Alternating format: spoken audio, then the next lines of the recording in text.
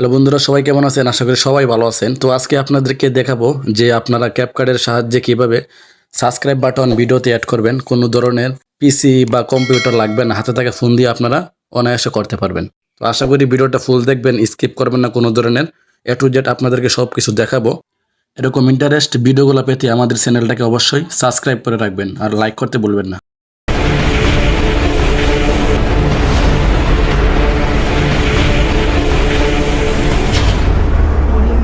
Simply চলে যাবেন আপনার ক্যাপকার্ডে ঢোকার পরে এখানে দেখতে পাচ্ছেন প্লাস আইকনে ক্লিক করে আপনার কাঙ্ক্ষিত ভিডিওটা নিয়ে আসবেন।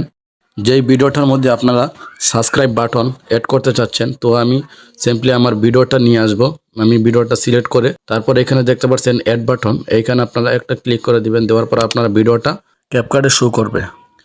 ভিডিওটা আসার পরে আমরা চলে যাব ওভারলিতে প্লাস আইকন থেকে আমরা ভিডিওটা সিলেক্ট করে নিব। নেওয়ার পরে এখানে দেখতে পারবেন অ্যাড বাটন, আবারও আমরা অ্যাডে ক্লিক করে আমাদের ভিডিওটা নিয়ে আসব।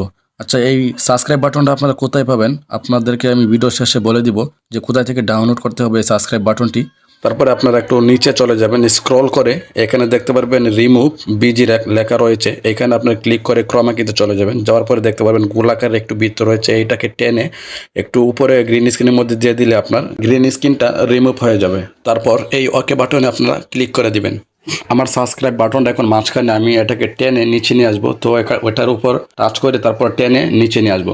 এটাকে বড় ছোটো করতে আমাদেরকে আঙ্গুল দিয়ে দুদিকে টান দিলে বড় হয়ে যাবে, আবার দুদিকে টান দিলে ছোটো হয়ে যাবে। ঠিক আছে?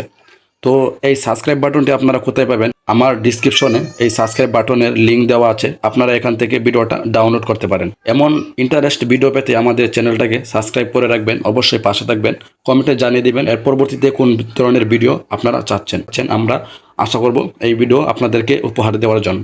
ভিডিওর সম্পূর্ণ কাজ শেষ হলে চলে যাবেন এক্সপোর্টে। যাওয়ার পরে এখানে আপনারা ক্লিক করে আপনার ভিডিওটা ডাউনলোড করে নেবেন।